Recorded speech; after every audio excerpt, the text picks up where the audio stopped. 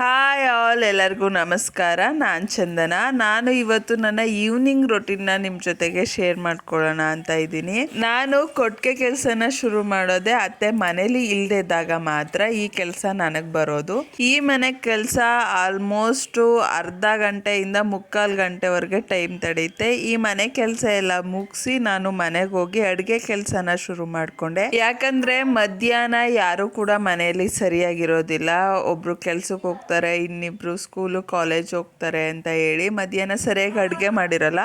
ಹಾಗಾಗಿ ಬೇಗನೆ ಅಡುಗೆ ಕೆಲಸನ ಶುರು ಮಾಡಿದೆ. ಇವತ್ತು ಸಿಂಪಲ್ಲಾಗಿ ಅಡುಗೆ ಮಾಡೋಣ ಅಂತ ಮೊದಲಿಗೆ ತಿಳಿಸಾರನ್ನ ಪ್ರಿಪೇರ್ ಮಾಡ್ಕೊಳ್ಳೋಕ್ಕೆ ಸ್ವಲ್ಪ ಬೇಳೆ, ಕಟ್ ಮಾಡಿರೋ ಟೊಮೊಟೊ ಮತ್ತು 2 ಮೆಣಸಿನ್ಕಾಯಿ, ಬೆಳ್ಳುಳ್ಳಿನ ಹಾಕಿ 3-4 ವಿಷಲ್ ಬರ್ಸ್ಕೊತೀನಿ. ಏಕೆಂದರೆ ಬೇಳೆ ಚೆನ್ನಾಗಿ ಬೆಂದಷ್ಟು ತಿಳಿ ಸಾಂಬಾರು ತುಂಬ ಚೆನ್ನಾಗಾಗುತ್ತೆ ಅಂತ. ಬೇಗ ಆಗುತ್ತೆ ಇದು ಸಾಂಬಾರು, ಹಾಗೆ ತುಂಬ ಟೇಸ್ಟಿಯಾಗಿರುತ್ತೆ ಅಂತ ಹೇಳಿ ಈಗ ಅದನ್ನು ಸಪ್ರೇಟ್ ಎತ್ತಿಟ್ಟು ಮತ್ತೆ ಒಂದು ಪಾತ್ರೆನ ಇಟ್ಟು ಅದಕ್ಕೆ ಒಗ್ಗರಣೆ ಹಾಕ್ಕೋತಾ ಇದ್ದೀನಿ. ಒಂದು ಸ್ವಲ್ಪ ಪಲ್ಯನ ಮಾಡ್ಕೊಳ್ಳೋಣ ಅಂತ, ತರಕಾರಿ ಇರೋದ್ರಿಂದ ಬೀನ್ಸ್ ಪಲ್ಯನ ಮಾಡೋಣ ಅಂತ ಇದಕ್ಕೆ ಒಗ್ಗರಣೆನ ಕೊಟ್ಕೊಂಡು ಸಣ್ಣದಾಗಿ ಹಚ್ಚಿಟ್ಟಿರೋಂತಹ ಬೀನ್ಸನ್ನ ಹಾಕಿ ಹೀಗೆ ಸ್ಟೀಮ್ ಮಾಡಿಕೊಂಡೆ ಬೇಯಿಸ್ಕೊತಾ ಇದ್ದೀನಿ. ಯಾಕಂದರೆ ನೀರು ಹಾಕಿ ಕುಕ್ಕರಲ್ಲಿ ಬೇಯಿಸೋದ್ರಿಂದ ಬೇಗನೂ ಬೆಂದೋಗುತ್ತೆ, ಹಾಗೆ ಅದರಲ್ಲಿರೋ ಸತ್ವಗಳೆಲ್ಲ ನೀರಲ್ಲೇ ಹೋಗುತ್ತೆ ಅನ್ನೋ ಕಾರಣಕ್ಕೆ ನಾನು ಇದೇ ರೀತಿ ಒಗ್ಗರಣೆಲ್ಲೇ ಬೀನ್ಸ್ನ ಬೇಯಿಸ್ಕೊತಾ ಇದ್ದೀನಿ.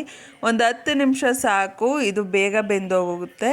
ಹಾಗೆ ಬೆಂದಿರೋ ಅಂಥ ಬೀನ್ಸ್ಗೆ ಒಂದು ಸ್ವಲ್ಪ ತುರಿದಿರೋ ಅಂಥ ಕಾಯಿ ತುರಿ ಹಾಗೆ ಸ್ವಲ್ಪ ಕೊತ್ತಂಬರಿ ಸೊಪ್ಪನ್ನ ಹಾಕಿ ನೀಟಾಗಿ ಮಿಕ್ಸ್ ಮಾಡಿಕೊಂಡ್ರೆ ಬೀನ್ಸ್ ಪಲ್ಯ ರೆಡಿಯಾಗೋಗುತ್ತೆ. ಇದನ್ನು ಸೈಡ್ಗೆ ಎತ್ತಿಟ್ಟು ಹಾಗೆ ಸ್ವಲ್ಪ ಉಳ್ದಿರೋ ಅನ್ನಕ್ಕೆ ಪುಳಿಯೋಗರೆ ಗೊಜ್ಜು, ಸ್ವಲ್ಪ ಎಣ್ಣೆ ಹಾಗೆ ಉಪ್ಪನ್ನ ಹಾಕಿ ಕಲಸಿ ಎತ್ತಿಟ್ಟೆ. ಏಕೆಂದರೆ ನನ್ನ ಮಗ ಅನ್ನ ಸಾಂಬಾರಾಗಲಿ ಏನನ್ನು ತಿನ್ನಲ್ಲ, ಹಾಗಾಗಿ ಅವನಿಗೆ ಏನೇ ಮಾಡಿದ್ರು ಸಪ್ರೇಟಾಗಿ ಏನಾದರೂ ಒಂದು ಐಟಮ್ ಮಾಡಲೇಬೇಕಾಗುತ್ತೆ. ಅವನಿಗೋಸ್ಕರ ಅಂತ ಕಲಸಿ ಎತ್ತಿಟ್ಟೆ.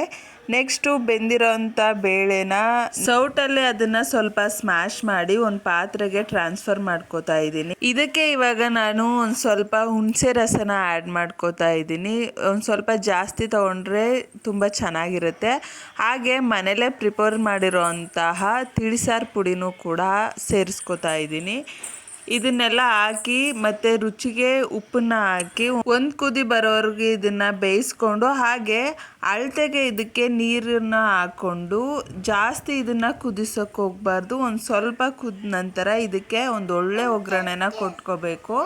ಒಗ್ಗರಣೆಗೆ ಒಂದು ಸ್ವಲ್ಪ ಎಣ್ಣೆ, ಸಾಸಿವೆ, ಜೀರಿಗೆ, ಒಣಮೆಣಸಿ ಹಣ್ಣು ಹಾಗೆ ಕರಿಬೇವನ್ನ ಹಾಕಿ ಇಂಗನ್ನ ಹಾಕಿ, ಇಂಗು ಬೆಸ್ಟ್ ಪಾರ್ಟ್ ಅಂತ ಹೇಳ್ತೀನಿ, ತುಂಬ ಟೇಸ್ಟ್ ಆಗುತ್ತೆ, ಏನೋ ಫ್ಲೇವರ್ ಚೆನ್ನಾಗಿ ಕೊಡುತ್ತೆ. ಇಂಗನ್ನು ಮಿಸ್ ಮಾಡಬೇಡಿ.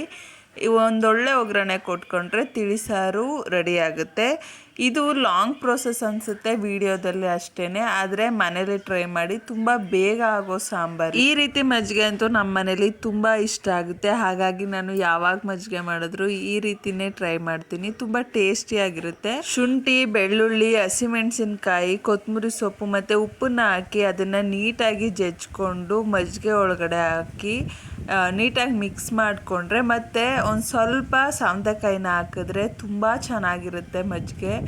ಒಂದು ಸಲ ಟ್ರೈ ಮಾಡಿ. ಹಾಗೆ ಮನೇಲಿ ತರಕಾರಿ ಇತ್ತು ಅಂತ ಸೈಡ್ಗೆ ಕ್ಯಾರೆಟ್ ಮತ್ತು ಸೌತೆಕಾಯಿನೂ ಕೂಡ ಕಟ್ ಮಾಡಿಕೊಂಡೆ.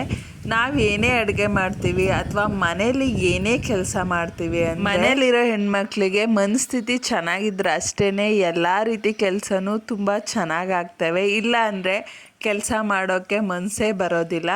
ಹಾಗಾಗಿ ಯಾವಾಗಲೂ ಕೂಲಾಗಿರಿ, ಒಳ್ಳೆ ದಿನ ಯೋಚನೆ ಮಾಡ್ತಾಯಿರಿ. ಯಾವುದೇ ಕೆಲಸ ಮಾಡಬೇಕಾದ್ರೂ ಖುಷಿಯಾಗಿ ಮಾಡಿ ಅಂತ ಹೇಳ್ತಾ, ಎಜುಕೇಷನ್ ಇನ್ಕಂಪ್ಲೀಟ್ ಆಗಿದೆ, ಮನೆ ಕೆಲಸ ನಮ್ಮ ಮೇಲೆ ಬಿದ್ದಿದೆ. ಆದರೂ ಕೂಡ ನಾವೇನಾದರೂ ಮಾಡಬೇಕು, ಯಾವುದಾದ್ರೂ ಒಂದು ಕಡೆಯಿಂದ ನಮಗೆ ಹಣ ಅನ್ನೋದು ಸಿಗಬೇಕು ಅನ್ನೋ ಮನೋಭಾವನೆ ನನ್ನದಾಗಿದೆ. ಅದಕ್ಕಾಗಿ ನಾನು ಸೋಷಿಯಲ್ ಮೀಡಿಯಾನ ಆಯ್ಕೆ ಮಾಡ್ಕೊಂಡಿದ್ದೀನಿ.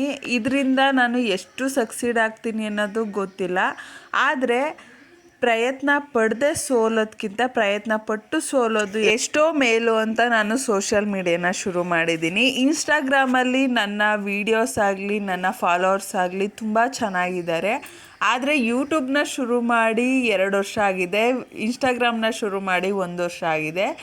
ಇನ್ಸ್ಟಾಗ್ರಾಮಲ್ಲಿ ಸಿಕ್ಕೋ ರೆಸ್ಪಾನ್ಸು ಯೂಟ್ಯೂಬಲ್ಲಿ ಸಿಕ್ಕಿಲ್ಲ. ಯಾಕಂದರೆ ಯೂಟ್ಯೂಬಲ್ಲಿ ಅದರದ್ದೇ ಆದ ನಿಯಮಗಳಿವೆ, ಅದನ್ನು ಫಾಲೋ ಮಾಡೋಕ್ಕಾಗ್ತಾಯಿಲ್ಲ. ಯಾಕಂದರೆ ಒಂದು ಗೃಹಿಣಿಯಾಗಿ ಏನೋ ಒಂದು ಕೆಲಸ ಶುರುವಾಗಿದೆ, ಅದು ಒಳ್ಳೆ ರೀತಿಯಲ್ಲಿ ನಡೀತಾ ಇದೆ ಅಂದಾಗ ಅದನ್ನು ನಿಲ್ಲಿಸೋ ಅವಶ್ಯಕತೆ ಇರೋದಿಲ್ಲ ಅಂತ ಭಾವಿಸ್ತಾ ನನ್ನ ವಿಡಿಯೋಗಳು ಇದೇ ರೀತಿ ಕಂಟಿನ್ಯೂ ಆಗ್ತಾ ಇರುತ್ತೆ.